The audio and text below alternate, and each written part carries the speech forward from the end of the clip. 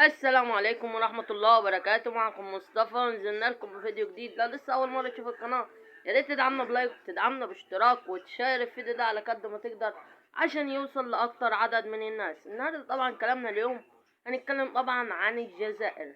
طبعا الجزائر النهاردة طبعا انتوا هتقولولي ما عملتش ليه حلقة مخصوص عن منتخب مصر 3-1، فكان في يعني عذر معايا، فعشان كده ان انا ما عملتش.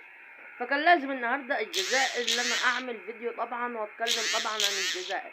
طبعا الجزائر النهارده لعبوا وقت شوط تاني، شوط اول وشوط تاني، ولعبوا وقت اضافي شوط اول وشوط تاني، والهدف جه ضرب نار للجزائر. بصراحة هدف من نار، هدف جامد جدا، اديكم كلكم طبعا شفتوه. 1000 مليون مبروك طبعا للجزائر، و1000 مليون مبروك لمنتخبنا طبعا منتخب مصر.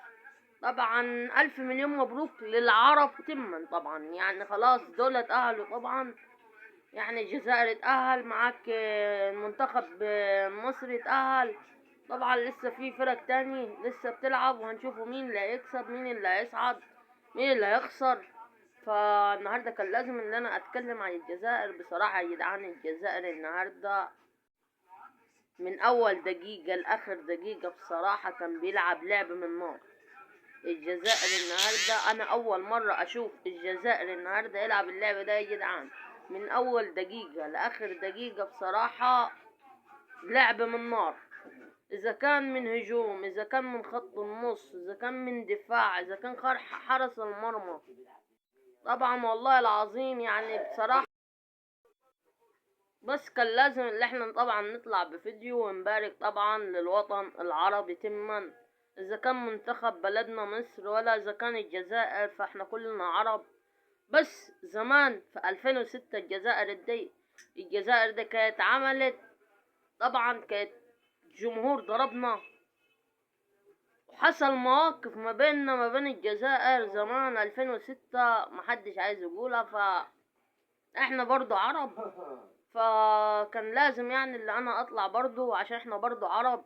كان لازم اطلع ابارك برضو للجزائر، ونباركوا طبعا لمنتخبنا. وباذن الله باذن الله اي عرب يقابلوا بعدين، اذا كان المغرب او اذا كان الجزائر او اذا كان منتخب، طبعا المفروض دول يكون في النهائيات عشان دول بصراحة اقوى فرق طبعا في افريقيا. اذا كان من الجزائر ولا منتخب بلدنا ولا المغرب، اذا كان التلاتة دول يا جدعان اقوى فرق طبعا بتلعب في البطولة. فالمفروض هم دول اللي يتأهلوا، وهم دول اللي يوصلوا للنهائيات، دور الثمانية والدور الأربعة والنهائي. المفروض هم دول عشان دول أقوى فرق.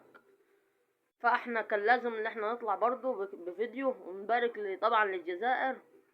وده فيديو طبعا نبارك للجزائر، وده هيكون نهاية الفيديو. بإذن الله تنتظرني بفيديو جديد لمنتخب بلدنا بإذن الله. فده هيكون نهاية الفيديو، وانتظرنا بفيديو جديد. سلام.